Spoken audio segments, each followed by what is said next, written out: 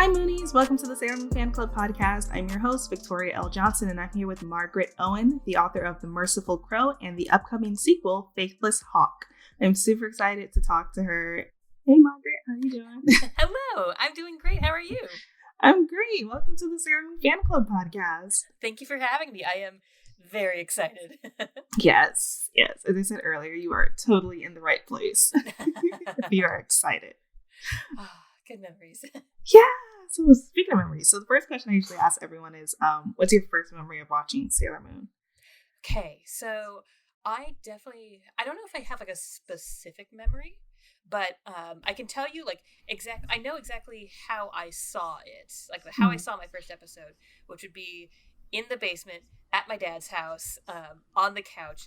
It might have been, I don't think I was recording, I definitely wasn't recording Sailor Moon at the time, but it might have just been on Toonami, and I think this was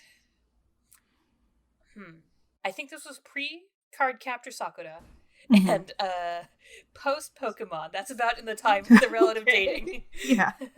But yeah, no, that would be about when I started, and that was it was usually just watching it down in the basement, usually on weekends at that point. I do remember a couple years before when it first started airing, and there were the advertisements for the Sailor Moon dolls, and I think they were like the ones that flew into the air. Oh, I do remember those, and at that time I was very perplexed at the entire thing. But then later on, I discovered what a magical world it was. yeah. Oh man, I don't think I remember that. I remember I think Barbie or someone had a doll that flew into the air. Yeah. That was very fun, but also dangerous. Like looking back, right? Like one of my favorite gifts of all time is the doll that gets launched on what's clearly Christmas Day, and it just spins right into the fireplace. Oh my god. I think I have seen that before. Right? And you just see the entire family's face going from like, oh yeah, oh no. Right, yeah. It just went horribly wrong. Uh-huh. Yeah. That was, I guess, 2020 the gift. Right, yeah. It's a 50-50 toy. Right. So you said, were you recording Sailor Moon? Did you start recording it on VHS later? Yes. So basically, my mom did not have cable. My dad did. And and I was at my dad's on the weekends. So what I would do is set up a tape recorder and a blank VHS to record that entire week's worth of Sailor Moon episodes, except for I always missed the last 10 minutes of the last one. Oh. I know. And then once I got over to my dad's house, I would just sit down and watch them all. Nice. That is so cool. I recorded some too. That's why it kind of stuck out to me, and I haven't watched them back in a while, but it's so cool when you have recordings because you also get the commercials at the time. Right? Which is always just really interesting dynamics. You forget. Oh man, the commercials at the time were just absolutely wild. Yeah, especially because it was Toonami, so they had no idea what demographic to shoot for. Really, right? That's true too. They were just heaving all kinds of spaghetti at that wall. Yeah, it's adults, children. I don't know. Right? Who's watching? It's a mystery. Let's see what happens. Let's just empty out the whole bag and see what happens. See what sticks. Uh-huh. Yeah. So, did you have a favorite episode? Yes. So I think one of the most formative things for me, I think as a storyteller, the thing that really cemented my love of this particular trope of the secret identities trope was the episode in the first season where Tuxedo Mask and Sailor Moon learn each other's secret identities. Yeah. And I remember, right at the time, I was just like, oh, that's so beautiful.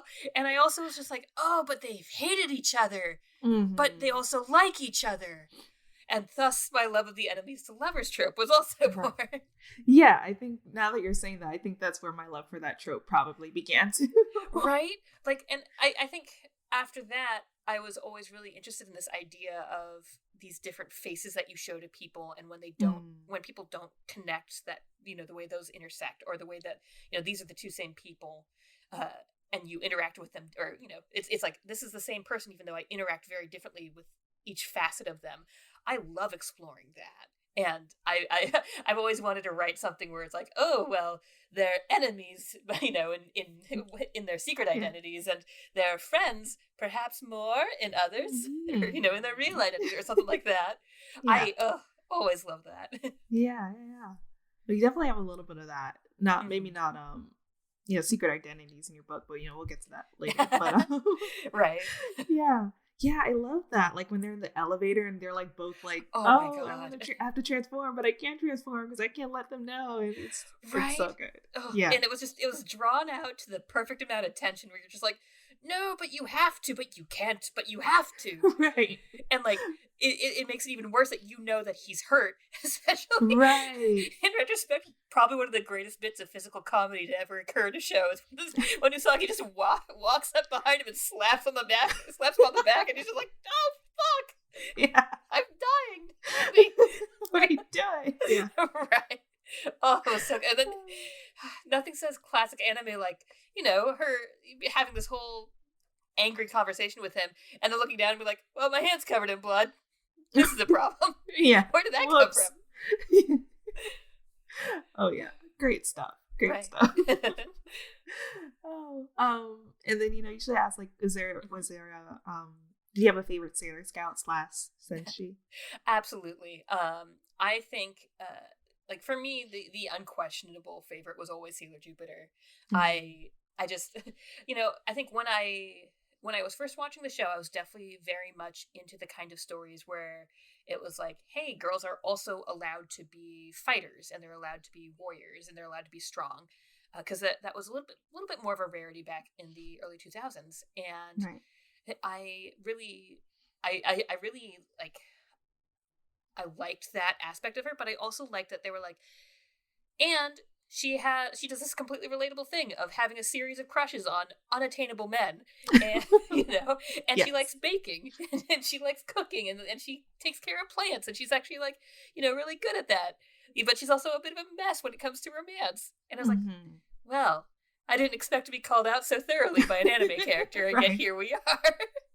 At age 12. Right? Yeah. And I think it was one thing that kind of highlighted one of the issues for me with a lot of American media was that I remember things like seeing Sailor Jupiter on the screen and being like, this is the first time I've seen a girl who is tall and it's not a joke, and she has curly hair, and that's not like straightened out at any point in time. And I realize I am preaching to I'm not even like preaching to the choir. I am the choir member preaching to the priestess here about representation.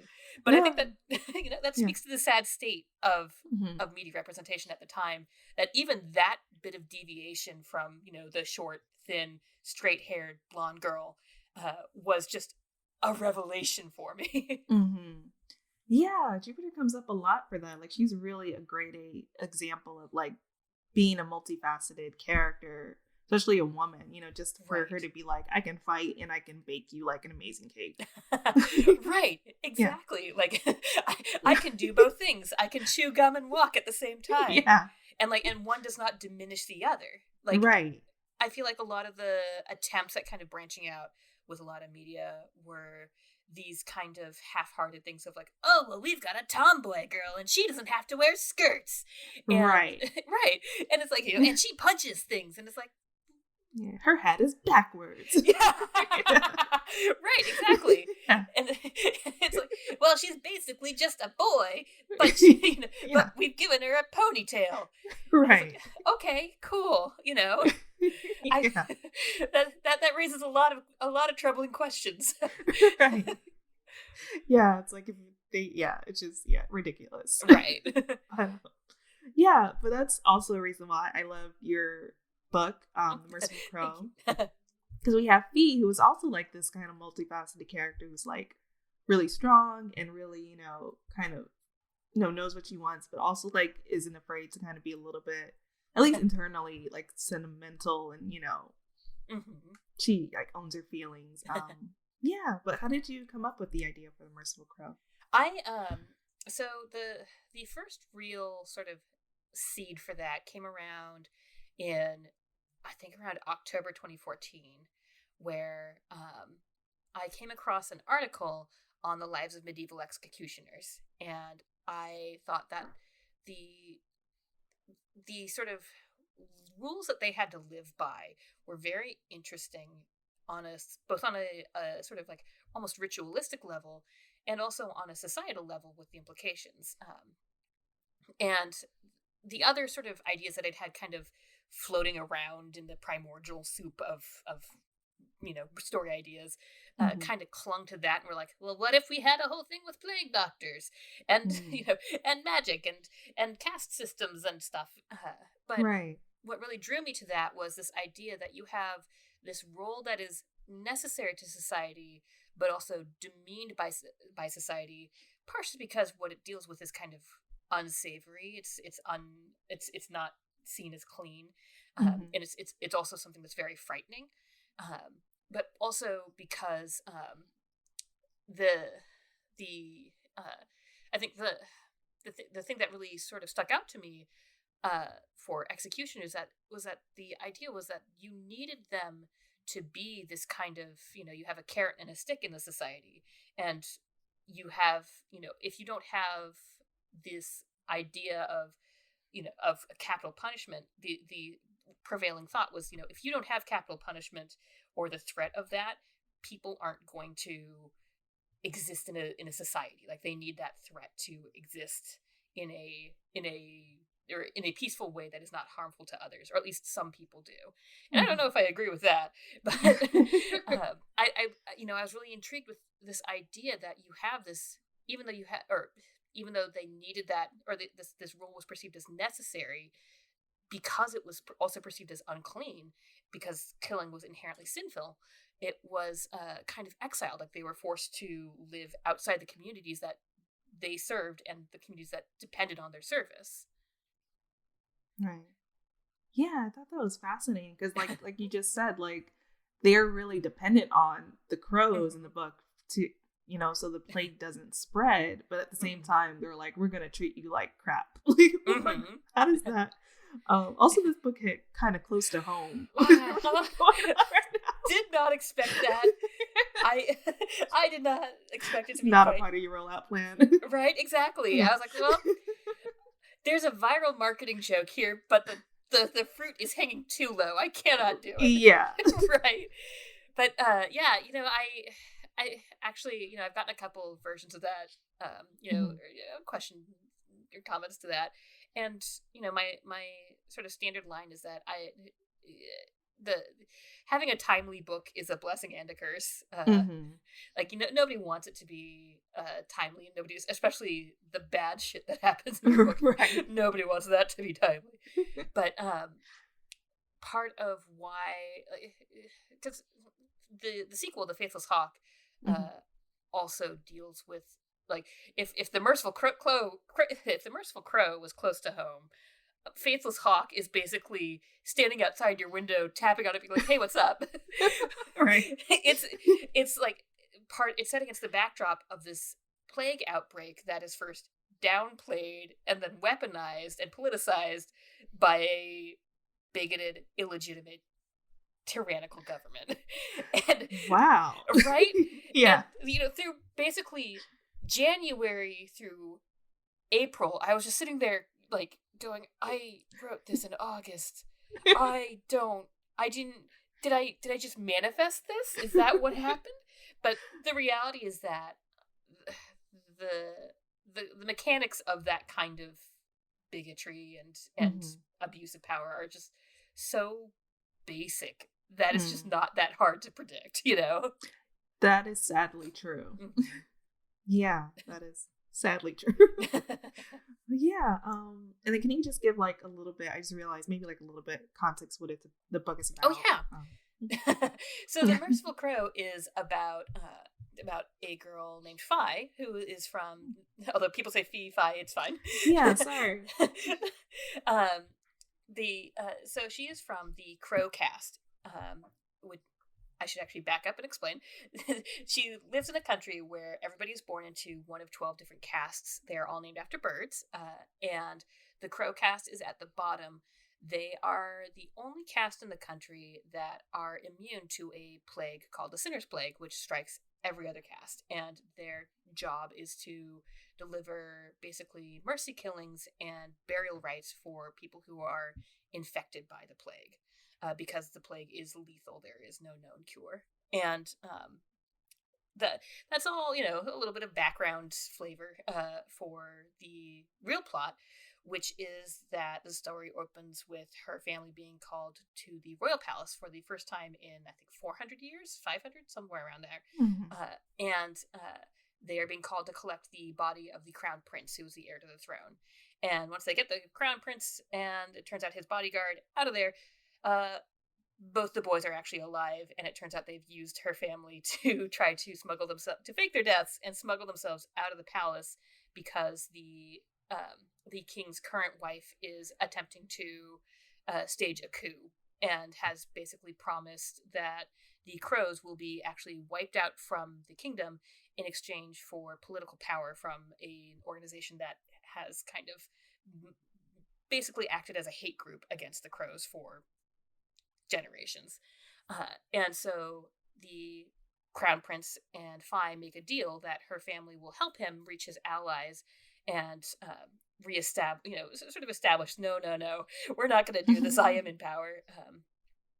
And if they do that, initially the prince is like, well, you should just do that for me so you don't all die. And Fi comes back with, not going to work for free.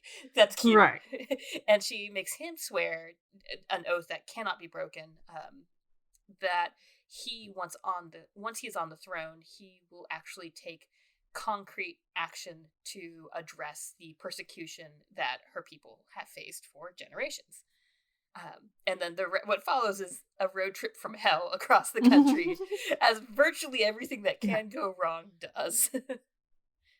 Yeah, I saw a lot of comparisons to, like, Mad Max Fury. 100%. Yeah. I was literally, I was sort of coalescing this idea in late 2014, and then I was at a point in my life where I was, would write kind of between different projects and kind of infrequently. So I had only made it to like the fourth chapter-ish when Mad Max came out, and instantly I saw that and I was like, this is how I need to plot my book. This is how I need to plot that. It's just basically one extremely long chase scene. Right, yeah. That's a great way of going about it, because it's exciting and it kind of keeps it going and, kind of throws things at you. Yeah. Yeah. That's another thing. I mean, you kind of, showed it, but, like, the world building is so great in this series. Oh, thank you. Yeah. So first question is, like, how did you get so good at world building? And what's your advice for other writers who, like, are building their own worlds right now? First of all, thank you very much. You're welcome. Very flattered. I would say, so I am just a huge nerd on many fronts. Mm-hmm. I am a linguistics nerd. I am I love ancient civilizations. I love, learning about history. I love, I am one of those people who can just fall down a Wikipedia spiral and emerge a week later and be like, I have 7 books to write. Right. Yeah. And I love doing research and looking at weird things. And so that really helps. But I think one thing that has been one thing that was really critical to that, this is going to sound very strange, but I didn't take a romance language when I was in high school. I took Japanese because I'm a weeb. And right? And one thing that really helped inform how I go about world building was realizing how much when you take a language that is not a romance language, you start learning about all these things that you sort of took for granted were just the way things were, and you start challenging yourself to I guess to think about a different culture very holistically, and be like, okay, well, it's not just okay, we have breakfast, lunch, and dinner. It's we have we've changed how we even talk about these or how we even approach the concept of a meal, or stuff like that. And my favorite thing is like to develop a society, you first have to ask where the trash goes, because like how do they handle trash? Do they burn it? Right. Like where do Throw they it burn out the window? Right? Exactly. Yeah. What's the sewage system like? What's the development of that like? Mhm. And how does that impact things like sanitation and public health? And so, uh, not to get on too much of a ramble here, but No, you're good. thank you. I think studying Japanese, because my Japanese education was both language and cultural. Like everything was Mhm. given the context of the culture that that was necessary to actually understand what we were saying. um, that really helped me sort of de-Westernize my understanding of culture, if that makes sense. Mhm. And like it helped me like decenter the the typical Americanized, Westernized kind of ideas of how a society functions, and that was really valuable to to the processes and the things that I think about when I approach world building, because it means that I don't default to like, well, okay, well, we've got this feudal system that operates like there's the serfs and the peasants and the lords, all right, like let's actually break that down. How does that work? What is the military system like, et cetera, et cetera. Yeah. Yeah. So the short answer is be a big nerd and research everything, Right. even things that you don't really, even things you don't think about, like money. What is your money made of, and why? How do they carry Yeah. it? Oh, that's such a good point. Yeah, like little things like that were Hmm. really major things. Right. And Yeah. one of the complaints you see with a lot of fantasy is that it's set in these kind of generic European Mhm. countries, or like it's like generic European because it's like everybody's wearing these nice dresses, and Mhm. we all go galloping in the houses, across the plains, Yeah. hunting, and through the forest, and it's like they don't have to be generic. You just have to engage with what a fully imagined and realized culture looks like. Yeah, that's one of the reasons I'm really grateful that I got into anime so Right. early is that it really opened my eyes or my thoughts, I think, to, Hmm. just a culture outside of the United States. Yes.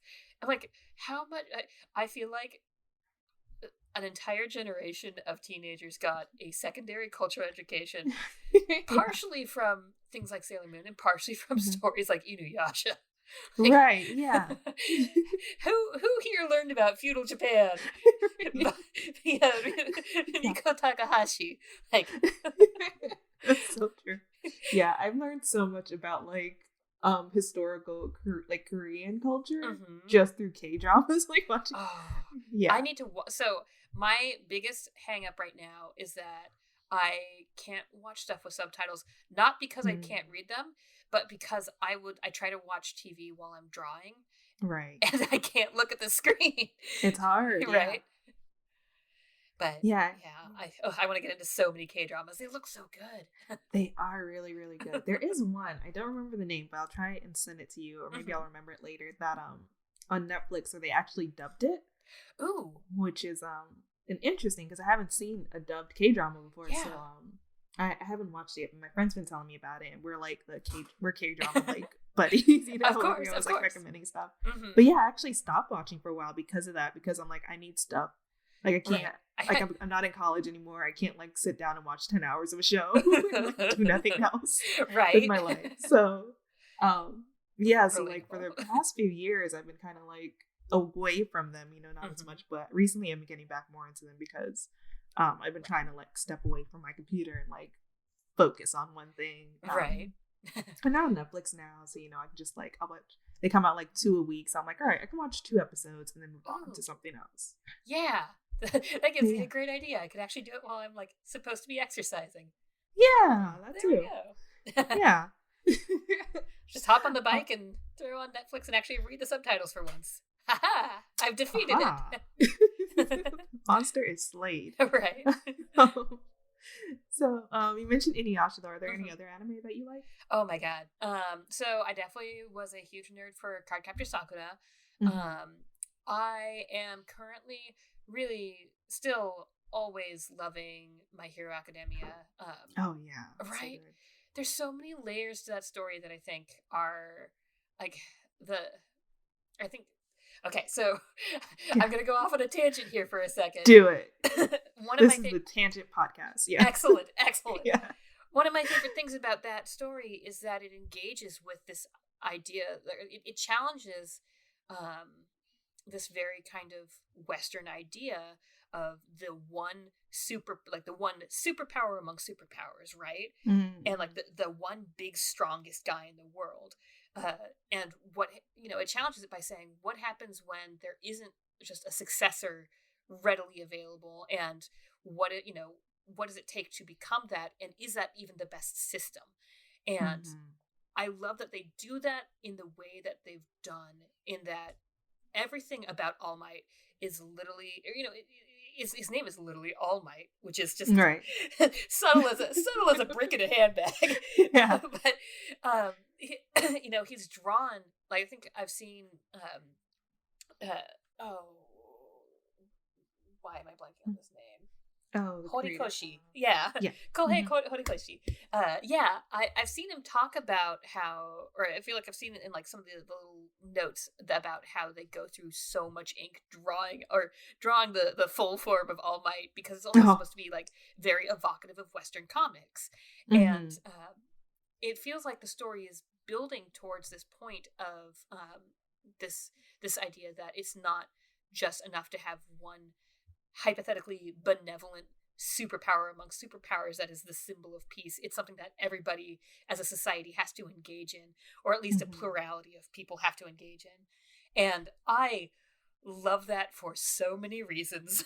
Like, I love that in the context of the 2016 election. I love that in the context of what that means for, in terms of how we idolize people. I love what that means in terms of like civic engagement. And I also just really enjoy that it's a show where the hero is a crybaby who was selected because he did a good thing. And there's not like this kind of, oh, well, maybe Deku's got a dark side kind of story.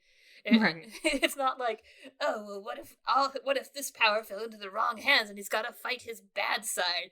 He's a good kid, and he's trying to do the best thing in a complicated world. And while he struggles with that, it's not like he doesn't struggle with it because of his own gray morality. He struggles with it because these are complex issues, and even though he's trying his best, sometimes that's not enough. And it's all I think all the characters are also just so super fleshed out, and that really helps the story in a way that doesn't make it feel crowded but more complete. But yeah, so overall, I just love I love My Hero Academia so much. I think it's a really good story for this point in time, and I love what it does. I love the commentary on the superhero culture as well. Yeah, it's so wholesome, and I love like the concept of like All Might having, I think, one for all, and then his villain having like all for one power, and just like that, like duality. Just like switch. Yeah, it's such a good idea. Right. I don't know if you've ever heard of the webtoon called Unordinary. I have not. Okay, so I was kind of reading it at the same time I was watching My Hero Academia, and it has also like a really interesting concept, like same thing with like a school. They don't teach how to be a hero, but it's just like everyone has powers. Same thing like kind of like with quirks. Right. But theirs is based on a ideology that the more powerful you are, like, as far as like powers, the more like higher up in society you are, like you can bully a person who's young, who's like less powerful than you, because you're more powerful, and like that's just how it is. It's a hierarchy. And then so like there's actually a book that's been banned that teaches that, like, if you have power, actually you should be like helping people, you should be like a hero. And it's been like a banned book, and it's like, no, this is like a controversial idea, they don't want anyone reading it because it's just going to uproot like the whole society that they have set up. And it's kind of cool. It's kind of ventured off from this, but like some of the kids like start to become heroes, but it's kind of switched off from that for a little bit. But it's interesting. just to see like their ideology change from like, oh, like I'm more powerful, so of course like I'm at the better. top of the food Right. chain, but Exactly. then to be like, oh, maybe because I'm more powerful, I have more responsibility to like people who are weaker than me. Right. Instead. Yeah. Yeah. I love when stories engage with this idea of, you can probably tell this from The Merciful Crow. I love the idea of people actually engaging with what a supernatural ability would societally do. Like, I love the idea, or, you know, I love I love it when we look at, you know, a lot of the time it feels like the narrative of, oh, I have a superpower, becomes I must hide it, and people will hurt me for it if I have it, either because they're scared of me or because they're you know, they want it, or they want to take it from me. And you know, I think there's some validity in that, but also I think when you have something where it's an ability that some people have and some people don't, the reality is that if some people have, we're pretty familiar with what happens when some people have a power and other people don't. Like, that's just privilege, my dudes. Yeah. That's just straight up privilege. And like, you know, that was kind of what I wanted to engage with The Merciful Crow, was this idea that if people are bored with certain abilities, they are going to they're going to do this Hogwarts sorting themselves shit. And then they're also going to impose a hierarchy on it, which is why the most destructive of the powers is the royalty, or like it belongs to royalty, is because they have kind of weaponized that to put themselves in the highest position of power. But yeah, I definitely love the as a world building nerd, I love the engagement with what does a meta ability impact, or how does it impact society? What happens next? Hey Moonies, here's a fun fact for you. Did you know that Sailor Moon creator Naoko Takeuchi is married to Yu Hakusho and Hunter x Hunter creator Yoshihiro Togashi? I know, power couple goals.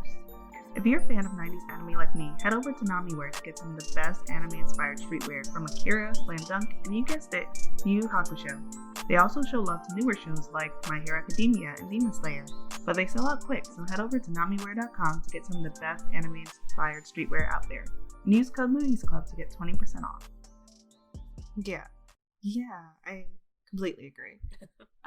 Just to, I guess, switch it to something a little funner than, right. You know. slightly grimdark. Right. If Fi, Jasamir, and I'm like thinking, and Tavin. Yes. Okay. 3 for 3. Bravo. It's the problem with reading books, right? Instead of like hearing it, you just like, it's all in your head. It's on me for not having a pronunciation guide too. I should really get on that. But that would require updating my website, and boy, that's just a parched desert out there. So maybe not. Yeah, we'll get there. Exactly. Yeah, someday. But, yeah. And Barf, I'll throw Barf in. Who would you think their favorite Sailor Scout would be? Oh. Yeah. I think Fi's favorite would almost positive that it would either be Sailor Uranus or Sailor Mars. Like those two just kind of stone cold badasses. Tavin would definitely get along with Sailor Venus the best, like just unquestionably. And I love that it's unquestionably. That's amazing. That's great. And I think Jassimer would be like, he would get along well with Mercury and Neptune, because they're both kind of like these. The secret thing about Jassimer is that he's just a big book nerd, and he which has, you know, some issues, because the academic status, or the reading material he's been provided for most of his life has a certain slant to it, but he would definitely get along well with I think Mercury, because she's just such a hard worker and like also just brilliant, and Neptune because she's also just very much like this elegant but also absolutely devastating human being. Okay, and I'll just throw that Jasamir is the prince. Yes. And Tavin is his like bodyguard / like double. Like Yeah. they're physically similar enough to the point where like from a distance Tavin can take his place, and then they basically use an illusion to sort of complete the deal or seal the deal, as it were, when Right. he has to do it like up, or when he has to do up close magic, as it were. Yeah. And Barf the cat. Oh, she would 100% be hanging out with Luna and Artemis. There would be no Nice. She'd Yeah. be like, unless you're feeding me. Well, okay. Second Yeah. amendment, she would also be down for Sailor Jupiter because Sailor Jupiter would feed her things. Yeah. I've seen that Barf get some more cat friends too. Yes. Faithless Hawk. So. I just decided that I'm going to put all of my friends' cats in my books. Like that's just how it's going to go. Is that how it's going? That's great. There's an orange cat whose name is alternatively Mango or Jassifer. It's a subject of debate, and that is my friend's cat Tormund. There's a black and white cat that is also same friend's cat Guinness, and there's a tortoiseshell that is my friend Caitlin's cat Pandora. Barf is basically my cat Boo. There's I just put all in, like I'm just yeeting them all into the book. Cat mythology. Yeah. Cat lore. Yeah. I love it. For Fi too, I love that you said Sailor Mars for her, because one of my favorite lines in the book, which I'm noticing is a lot of people's favorite lines in the book, was that it wasn't that she wanted to burn the world down. She just wanted the world to know that she could. And I feel like that's something Sailor Mars would say. Maybe. Sailor Mars for Sailor Uranus. Maybe. Yeah. Right. And I think the sort of underpinning of that is that it came from so this was Fi was definitely a product of 2014 in a lot of ways. And I remember there was a very specific kind of like I had that very feeling or very similar cousin of it when Brock Turner's sentence was announced. Yeah. Because it was just like, as long as there is no real substantial punishment for something as horrific and well documented, like this case should have been a slow pitch across the home plate, right in the box, and yet this was just it was just everything the entire fucking law, like the entire fucking legal process was just kind of hand waved because this guy might have a quote unquote bright future as a swimmer, I think it was. Yeah. And it was like, this is what we're just going to hand wave the law. Like, why, would this be even a question if women were actually valued the way, or women and women's lives and women's futures were valued the way that you value this rapists? Like, sorry, trigger warning. Yeah. But and so that particular line came out. God, we're getting grimdark again. Yeah. But that line came out of that kind of sense of frustration of this. If the world saw me as destructive or as capable of destruction as the royalty, then would they value my life too? Yeah, that makes a lot of sense. Yeah, that's around the same time as the Ferguson uprising too. Yes, exactly. Yes, I can see that tying in a lot with a lot of what happened in 2014. Yeah, very much so. I mean, I realized, or I was definitely thinking about this story of, or like when I first was sort of developing the idea, I was like, oh, it's going to be kind of a Prince and the Pauper kind of romp across the countryside. And then in November was when Darren Wilson, when he wasn't charged, and I remember seeing that and just feeling like this weight fall in my gut, and I was like, if I'm going to tell a story about the least privileged people in the country, I need to be approaching it from a much different angle. I need to be thinking a lot more about what I'm saying with that. So yeah, that was definitely a big part of it. Is I wanted to be realistic about what that looks like, rather than sort of, I think there's a kind of middle class and upper middle class idea of what poverty looks like and persecution looks like. Apparently, it's being told to wear a mask in a Fred Meyers, but it's I wanted to actually dig into the reality of that. And Mhm. sometimes it lands, sometimes it doesn't. I've definitely seen reviewers where it just kind of went over their head, and they're like, "Why is Vi so angry?" And I'm like, "She was born in a country that's literally been trying to kill her entire life. Right. Would you just be chill with that? Would you be cool with that?" It's not exactly a great way to Right. start Right. your life. Exactly. Yeah. Yeah, not fun times there. Right. Yeah. To bring it back again to Yeah. something lighter, Mhm.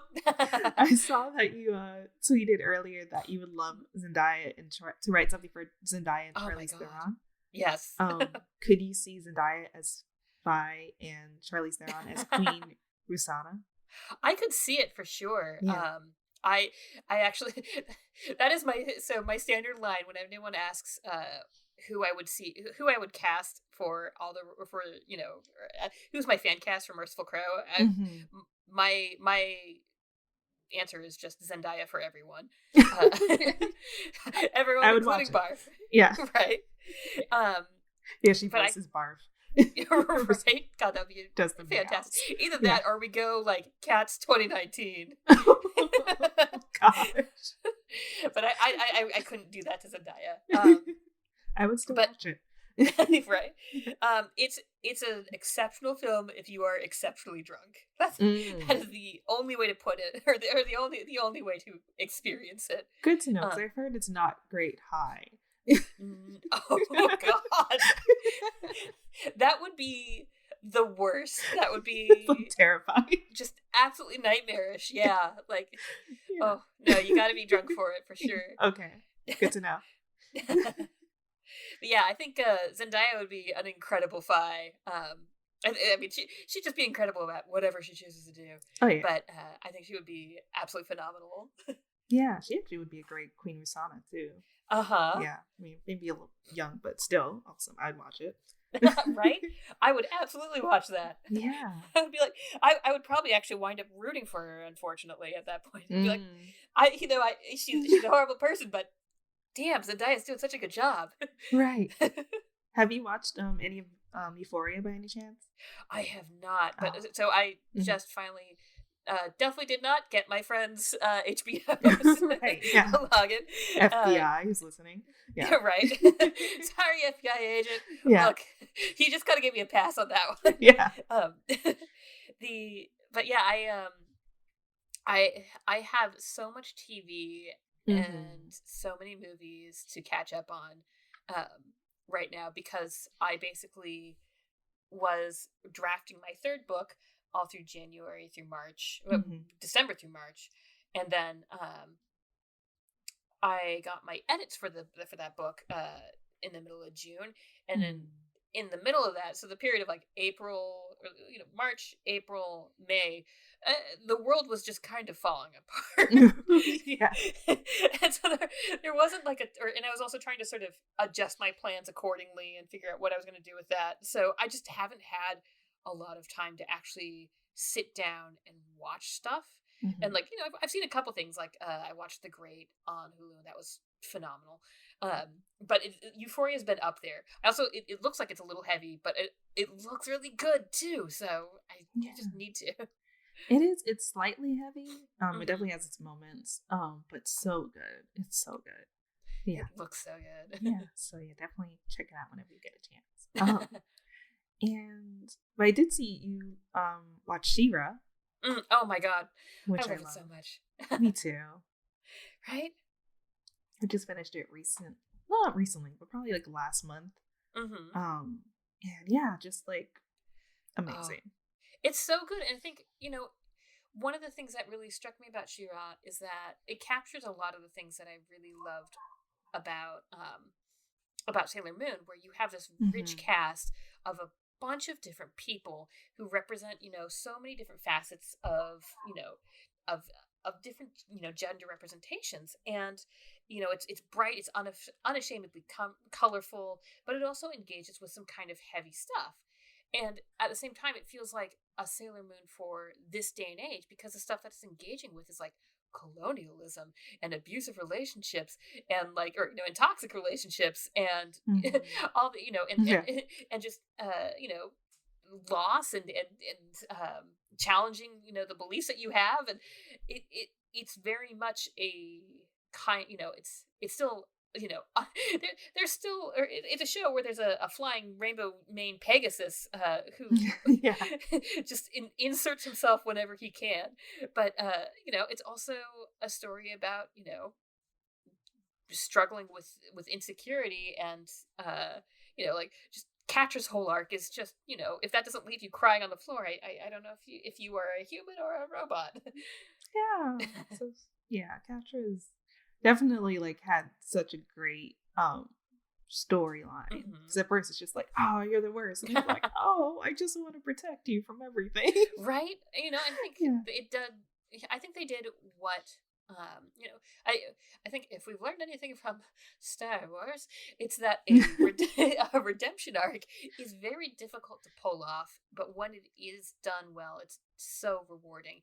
And it's when it's done well, it's because you get a full understanding you get a full understanding that the person that they are at the end of their redemption arc is who they've always been, or who they've worked to become. But the circumstances surrounding their lives are what prevented them from understanding that. Right. Yeah. Yeah, I think that makes a lot of sense. I think we see it with Zuko and Avatar is another great example. Just so good. I think they managed. I think the Runners of She-Ra managed what Avatar also managed, and what Star Wars attempted and did not quite stick the landing on, probably because they waited until they were at the horse to take off. That's a weird metaphor. 10 minutes. You're right. Yeah. No, yeah, it was very abrupt. And I'm redeemed. Right. And we're good. Like, it's just like, clap on, clap offs for the Sith, I guess. Right. I am not evil anymore. Right.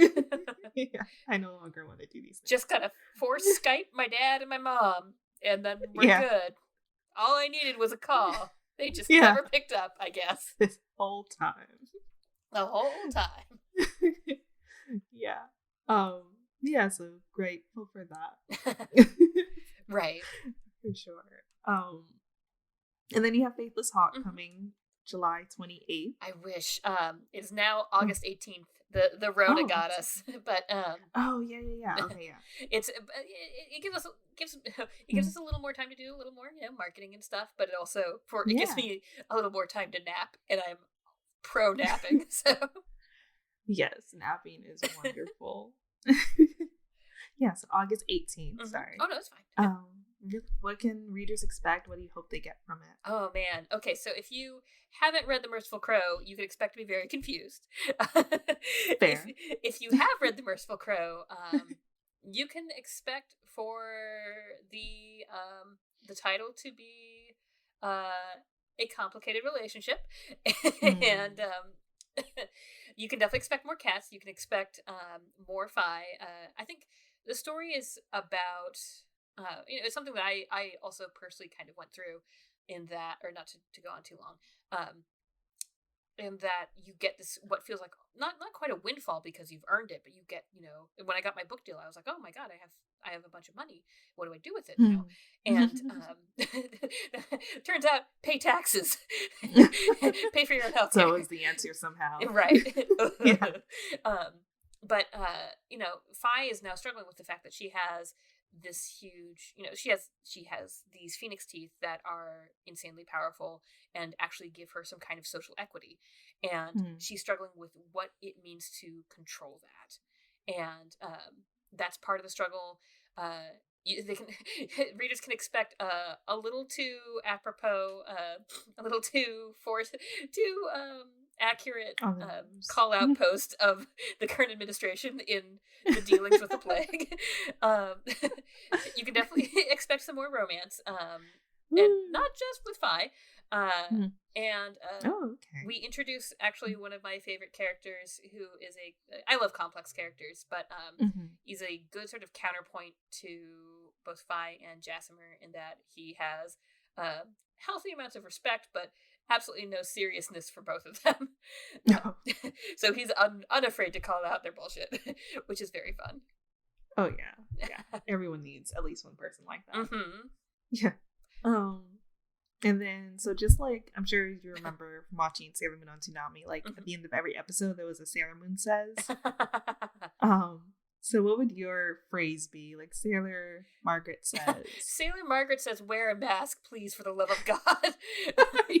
Just zero hesitation. But yeah, Sailor Margaret also says, this is a very difficult time for a lot of folks, both with COVID and the rise of, the rise of the challenging of different justice systems and the horrible relationships that they have had with the Black community. So Sailor Margaret also says Black Lives Matter. That should not be a question in the first place, just like wearing a mask. So this is Sailor Margaret says, take care of each other and respect that means that sometimes you have to be you have to do something like putting on a mask or going to a march to do that. Mm-hmm. Thank you. Yeah, totally. Perfect endings to an episode. Right? Yeah. And what's next for you and where can people find you? So my desolated wasteland of a website is margaret-owen.com, which it desperately needs an update. Maybe that'll be what I do next. My third book is a work in progress. It will be, I don't know when it will be coming out, but I know that we're on schedule, so hopefully sometime next year.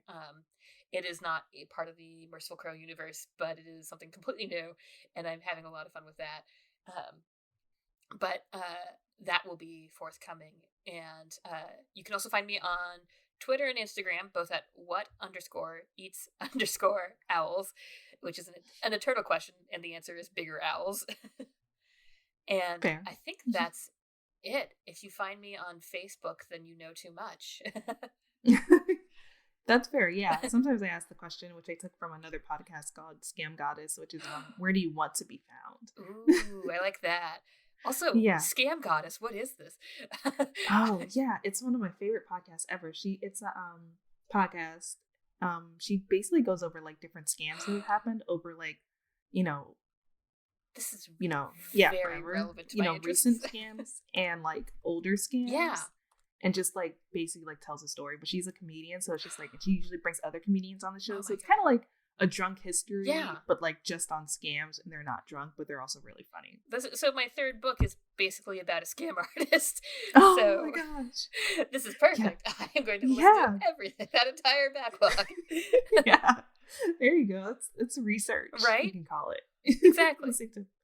Yeah, it's really great and it's really funny and it's one of my favorite podcasts. So yeah, that sounds incredible. Yeah, and so I definitely am excited for the third book because I love scams, obviously, from me loving this podcast. Like anything with like detective scams. I have good news. Like espionage. I'm like, I want it all. It has basically all three of those. I don't know if you're familiar with the fairy tale The Goose Girl. No. So in a nut, like not to go on too long, it's basically it's a typical, one of the Grimm's fairy tales. This girl gets engaged to a prince in a different kingdom, or a princess gets engaged to a prince in a different kingdom. She and her maid travel over there, but in the middle of the journey, the maid basically steals her identity and is like, you have to promise to, basically does, I'm the captain now. And now you're the maid, and once she arrives, the maid impersonates the princess and is going to be like, I'm going to steal your husband and I'm going to be the princess. And the real princess has to work as the goose girl in the castle. And eventually, it all gets sorted out, and the maid dies a horrible death, and the real princess marries the prince, and everything's fixed, hypothetically. Yeah, as fairy tales go. Right. And I am writing a retelling of that from the perspective of the maid. Oh. It's instead of, I wanted to ask the question, why? So when you read the story, the fairy tale, the first thing that the princess ever says to the maid in the book or in the story is, go get me water. Like, Mm. And Mhm. and the maid's like, you can get it yourself. And this is framed as a very terrible interaction, but it's like, Right. but she can though. She can get that water Yeah. herself. It's fine. Yeah. And I wanted to look at what would drive this maid to to steal, why she would Mhm. do something like steal the princess's spot. Um, and the story is basically about this maid who's currently has stolen the identity of the princess and has used her access to these high level social parties to pull a string of jewel heists. And Oh. then when the story opens, or shortly after the story opens, she has discovered that a highly trained detective has been placed on her trail, and B, she then almost immediately after gets cursed by a local god to slowly turn into jewels herself unless she makes up for what she took. And Hmm. the story kind of unravels from there. She tries to figure out A, how to make these things, or how to make up for what she took, while B, evading the highly trained detective on her trail. Oh, yeah. I'm consider me this my pre-order. This sentence. Thank you. Yeah. I'm very excited for that. It's been a lot of fun. It was very much a it's a very big departure from the Merciful Crow, but it's also Mhm. it engages with some more serious issues too. Like about stuff like class and why a maid would want to do that and what she's trying to get away from in the first place. Yeah, I love retellings from like the quote unquote villain side. Right? Because you do get to see like, reasons and context. Exactly. And like Yeah. this idea of who we are framing as the villain, like Right. that's always a loaded concept. Yeah, it's like, are they the villain or have they been like persecuted for their whole lives and decided to do something about Right, it? exactly. Yeah. Killmonger. I mean, sorry, I just had a thing in my throat. Yeah. Yeah, well, that sounds great. I'm so thank you for sharing that because I wasn't sure how much you could talk about it. So I'm really glad you're able to. I think I've just put enough on Twitter that my editors keep like I haven't like put like a title out or names or Hmm. anything, so I think we're good. I can just at least talk about that much. Okay. Yeah. Yeah. Yeah. So I definitely have to go read the Goose Girl. I love Grimm's fairy tales, so yeah, I will check that out for sure. And yeah, I'll just close out. I'm Victoria once again. You can find me at Miss Old School. It's Old School with a K, and you can find the podcast at Moonies Club on Twitter and Moonies_Club on Instagram. Fabulous. Yeah, thanks for listening. Yeah, Thanks for coming on the show. it was my pleasure.